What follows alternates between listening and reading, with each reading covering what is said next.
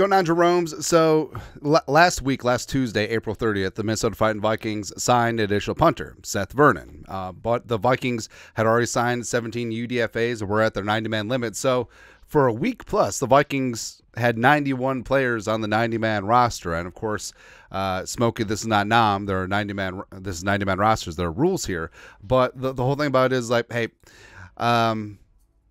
it's a balance between, hey, draft picks haven't officially signed yet, as well as there's nothing even going on now. And also the Vikings didn't have rookie camp. They didn't have any organized team activities. So, I don't know. I think it's just a shrug, whatever situation. But with rookie camp coming up this weekend and the Vikings having to be in rooster compliance, the Vikings did make a move, waiving wide receiver Daylen Baldwin.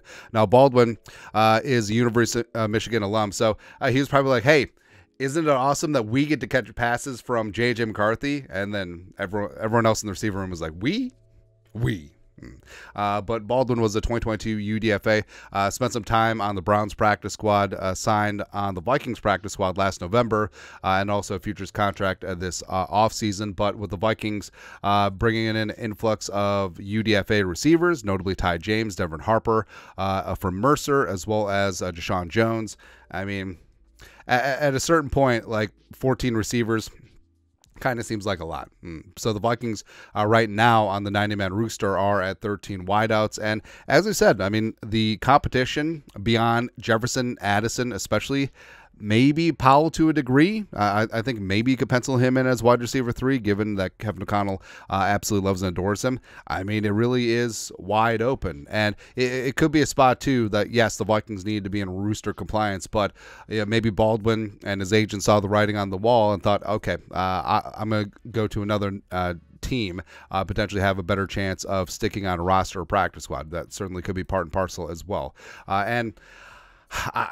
I believe in Jalen Naylor if he can stay healthy, man. And N'Keal Harry, the former first-round pick. JJ needs a tall receiver. Trent Sherfield, the free agent coming in from Buffalo, could be a bit of a wild card. Tristan Jackson, I still love. Lucky Jackson, XFL superstar. Malik Knowles is a unknown because he was injured last year, but he was a special teams superstar at Kansas State, UDFA last year. Thayer Thomas, NC State's number 2 receiver of all time, I believe, behind Torrey Holt, as well as a dynamo returning punts. Ty James, 2-time FCS All-American, back-to-back 1,100-yard seasons. Devin Harper, return specialist, and Deshaun Jones.